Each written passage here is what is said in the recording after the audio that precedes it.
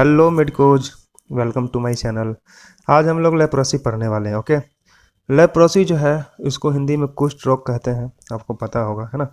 और लेप्रोसी जो है इसका डिस्कवरी हैंसन ने किया था, इसलिए इसको हैंसन डिजीज भी कहते हैं। ओके, अब देखिए, यह लेप्रोसी जो है वह एक बैक्टीरियल डिजीज है। हम लोगों ने पिछली क्लास में टीबी के बारे में पढ़ा था, ठीक है। माइकोबैक्टीरियम ट्यूबरकुली जो था वह हमारा ट्यूबरकुलोसिस करवा रहा था। ओके, आज जो हम लोग पढ़ रहे हैं माइकोबैक्टीरियम का ही एक स्पीसीज है, माइकोबैक्टीरियम लेप्रे। ओके, तो माइकोबैक्टीरियम लेप्रे जो है वह लेप्रेसी करवाता था। माइकोबैक्टीरियम ट्यूबरकुली जो था वह टीबी करवा रहा था। ओके, अब इसका एक खास प्रॉपर्टी है, यह एक ऑब्लिगेट बैक्टीरिया है, इंट्रा सेलुलर होता है। इंट्रा सेलुलर का मतलब सेल के अंदर रह के मतलब प्रॉब्लम करता है। ओके, और यह एक एसिड फास्ट बैक्टीरिया है। यह सब आप लोगों ने माइक्रो में पढ़ेंगे। फिलहाल बस हम लोगों का यही यहाँ पे ये इतना ही इंपॉर्टेंट है, माइकोबैक्टीरियम लेप्री जो है वह लेप्रोसी करवाता है। ओके, अब देखिए, लेप्रोसी जो है यह बहुत ही साइकोलॉजिकल और इमोशनल प्रॉब्लम था। पहले क्या होता था, जिस समय इसका वैक्सीन नहीं आया था, जिस समय इस सब का ड्रग नहीं आया था, तो उस समय इसका इलाज मतलब असंभव टाइप से लगता था, है ना। और इस वजह से सोशल स्टिग्मा इसमें ज़्यादा था, क्योंकि इसमें कुछ वैसा ही सिम्टम आते थे, जैसे डिफॉर्मिटी आ जाता था, ठीक है, बहुत सारा डिफॉर्मिटी आ जाते थे हमारे बॉडी में। तो ऐसा मानते थे लोग, जिसको भी लेप्रोसी होता था उसको ऐसा माना जाता था जो इसको भगवान ने ये दिया है, भगवान मतलब भगवान का ये है, श्राप है, इस तरीके से माना जाता था। तो लेप्रोसी को कुष्ठ रोग। ओके, तो ये तो बहुत पहले की बात है। अब तो वैक्सीन वगैरह हो चुका है, बहुत सारे वैक्सीनेशन अब आ चुके हैं, इसलिए कोई ज़्यादा प्रॉब्लम की बात नहीं है। तो इसके लिए एक नेशनल लेप्रोसी इरेडिकेशन प्रोग्राम बनाया गया था। Okay, national leprosy eradication programme, NLEP। Okay, अब इन्होंने लेप्रोसी को ट्रीटमेंट करने के पर्पज़ से दो पार्ट में डिवाइड किया, क्योंकि अब पता चले तब तो हम लोग ये करेंगे ना, मतलब ट्रीटमेंट करेंगे ना। तो इसी के according posse bacillary leprosy and multi bacillary leprosy आया था, ठीक है। अब पॉसी बेसिलरी लेप्रोसी क्या होता है और मल्टी बेसिलरी लेप्रोसी क्या होता है वो हम समझते हैं।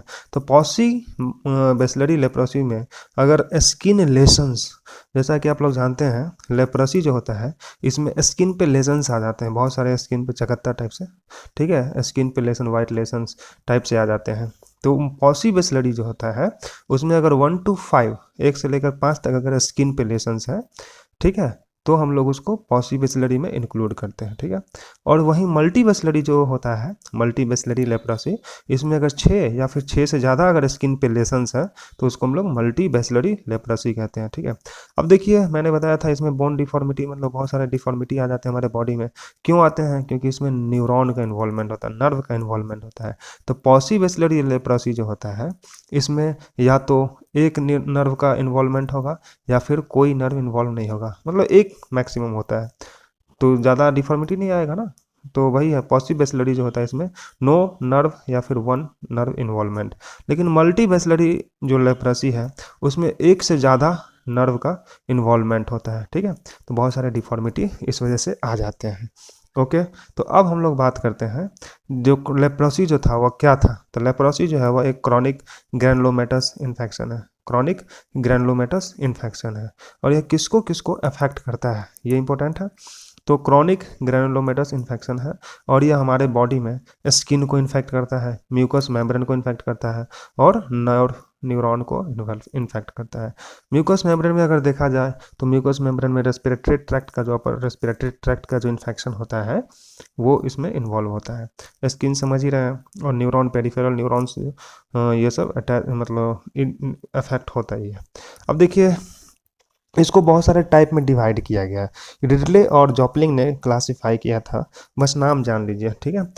इसका लेप्रोसी का बहुत तरह टाइप होता है, जैसे LL, BL, BB, BT, TT। नाम इसका फुल फॉर्म मैं बता देता हूँ, सबका नाम है। पहला है LL, मतलब लेप्रोमेटस इसका नाम था, लेप्रोमेटस लेप्रोसी। ओके, BL जो है वह हो गया बॉर्डर लाइन लेप्रोमेटस। ओके, उसके बाद BB जो है date is about border line.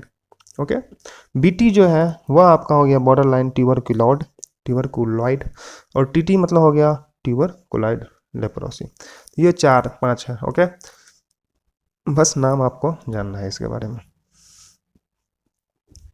Okay, अब हम लोग आते हैं इसका ट्रीटमेंट पे। ट्रीटमेंट, जैसा कि पहले मैंने बताया, जो ट्रीटमेंट नहीं था तो ये एक सोशल स्टिग्मा का कंसर्न था, लेकिन अब तो है इसका ट्रीटमेंट तो उतना ज़्यादा, मतलब बहुत ज़्यादा ट्रीटमेंट आ चुका है, इसलिए उतना ज़्यादा कंसर्न है नहीं इससे। चलिए, तो ट्रीटमेंट में हम लोग इसको क्या क्या देते हैं ये देख लेते हैं। तो मेन जो हमारा दवा है यही 3 है, डेप्सोन, क्लोफाजिमिन, रिफेम्पिसिन। इनका एक पर्टिकुलर डोज दिया जाता है, ओके, और सुपरविजन में भी दिया जाता है, मतलब एक मेडिकल स्टाफ जो रहता है वो देता है इसको, इस मेडिसिन को, ओके। कुछ देख लेंगे हम लोग इसके डिटेल में, बारे में थोड़ा सा जान लेंगे। अब देखिए कौन कौन सा मेडिसिन है, पहले नाम देख लेते हैं। तो पहला है डेप्सोन, ठीक है। डेप्सोन जो है वो वह बहुत ही सस्ता दवा है, बहुत ही ज़्यादा इफेक्टिव भी दवा है, ओके। तो डेप्सोन हो गया, क्लोफाजिमिन हो गया, रिफेम्पिन या फिर रिफेम्पिसिन उसी को बोलते हैं, इथियोनामाइड हो गया, ओफ्लॉक्सासिन हो गया, मॉक्सीफ्लॉक्सासिन हो गया, मीनोसाइक्लिन हो गया, और एक हो गया क्लैरिथ्रोमाइसिन। यही सब मेडिसिन जो है हम लोग यूज करते हैं मेनली, ओके। जिसमें से मैंने बता दिया आपको, डेप्सोन, क्लोफाजिमिन और रिफेम्पिसिन, ये सब मोस्ट कॉमनली यूज किया जाता है, ओके। अब यह जो है इथियोनामाइड, आप लोग पता है ये सब जो है एंटी ट्यूबरकुलर ड्रग में भी हम लोगों ने पढ़ा था, इथियोनामाइड, प्रोइथियोनामाइड, तो वो सब भी यूज कर सकते हैं, ओके। ओके, और फिर से अगर मान लो ये लेप्रोसी जो है वो रेजिस्टेंट टाइप से अगर हो गया तो हम लोग उसमें एंटीबायोटिक यूज करते हैं। तो उसमें से कौन कौन सा, ओफ्लॉक्सासिन मोस्ट कॉमनली, ठीक है, यह यूज किया जाता है, ओफ्लॉक्सासिन। ओफ्लॉक्सासिन के बारे में भी बोला जाता है, अगर 22 दिन तक इसको अगर आप डोज देते हैं ना, तो ये 99.9% माइकोबैक्टीरिया को ख़त्म कर सकता है, तो इफेक्टिव है ना। लेकिन हम लोग इसको इसको जो है इस कैटेगरी में नहीं रखते हैं, देना तो यही तीनों है, लेकिन ये रेजिस्टेंट कैटेगरी में आ जाता है, ओके। तो ये मॉक्सीफ्लॉक्सासिन हो गया, ऑक्सीफ्लॉक्सासिन हो गया, मीनोसाइक्लिन हो गया, क्लैरिथ्रोमाइसिन हो गया, ये सब मेडिसिन है। अब मैंने बताया था आपको डेप्सोन के बारे में। डेप्सोन जो है क्लोफाजिमिन और रिफेम्पिसिन का एक पर्टिकुलर डोज होता है, और इसको पर्टिकुलर डेट में देते हैं, ओके। तो डेप्सोन जो है इसका आपको ये याद रखना है, डेप्सोन का 100 mg दिया जाता है, ठीक है। आप चाहें तो लिख सकते हैं यहाँ पे, डेप्सोन जो है वो 100 mg दिया जाता है, और वह डेली दिया जाता है, डेली जो है डेली हम लोग देते हैं डेप्सोन, ओके, 28 दिन के लिए, मतलब डेली, महीना में। और उसके बाद क्लोफाजिमिन और रिफेम्पिसिन, रिफेम्पिसिन को जो है वह मंथली देते हैं, 600 mg का देते हैं, और यह महीने में एक बार दिया जाता है। अब बच गया क्लोफाजिमिन। क्लोफाजिमिन जो है इसका हम लोग 300 mg जो है प्लस 50 mg, मतलब 300 mg जो देते हैं वह महीने में एक बार देते हैं।